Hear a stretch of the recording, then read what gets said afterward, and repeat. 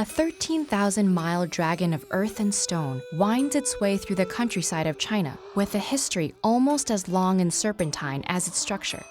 The Great Wall began as multiple walls of rammed earth built by individual feudal states during the Chunqiu period to protect against nomadic raiders north of China and each other. When Emperor Qin Shi Huang unified the states in 221 BCE, the Tibetan Plateau and Pacific Ocean became natural barriers. But the mountains in the north remained vulnerable to Mongol, Turkish, and Xiongnu invasions. To defend against them, the emperor expanded the small walls built by his predecessors, connecting some and fortifying others. As the structures grew from Lingtao in the west to Liaodong in the east, they collectively became known as the Long Wall. To accomplish this task, the emperor enlisted soldiers and commoners, not always voluntarily. Of the hundreds of thousands of builders recorded during the Qin dynasty, many were forcibly conscripted peasants, and others were criminals serving out sentences. Under the Han dynasty, the wall grew longer still, reaching 3,700 miles and spanning from Dunhuang to the Bohai Sea. Forced labor continued under the Han emperor Han Wudi, and the wall's reputation grew into a notorious place of suffering. Poems and legends of the time told of laborers buried in nearby mass graves, or even within the wall itself.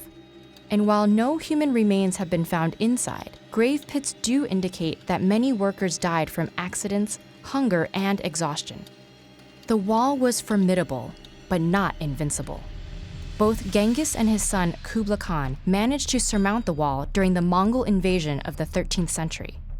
After the Ming dynasty gained control in 1368, they began to refortify and further consolidate the wall, using bricks and stones from local kilns. Averaging 23 feet high and 21 feet wide, the wall's 5,500 miles were punctuated by watchtowers. When raiders were sighted, fire and smoke signals traveled between towers until reinforcements arrived. Small openings along the wall let archers fire on invaders, while larger ones were used to drop stones and more. But even this new and improved wall was not enough. In 1644, northern Manchu clans overthrew the Ming to establish the Qing dynasty, incorporating Mongolia as well. Thus, for the second time, China was ruled by the very people the wall had tried to keep out. With the empire's borders now extending beyond the Great Wall, the fortifications lost their purpose. And without regular reinforcement, the wall fell into disrepair. Rammed earth eroded, while brick and stone were plundered for building materials. But its job wasn't finished. During World War II, China used sections for defense against Japanese invasion, and some parts are still rumored to be used for military training. But the wall's main purpose today is cultural. As one of the largest man-made structures on Earth, it was granted UNESCO World Heritage status in 1987. Originally built to keep people out of China, the Great Wall now welcomes millions of visitors each year. In fact, the influx of tourists has caused the wall to deteriorate, leading the Chinese government to launch preservation initiatives.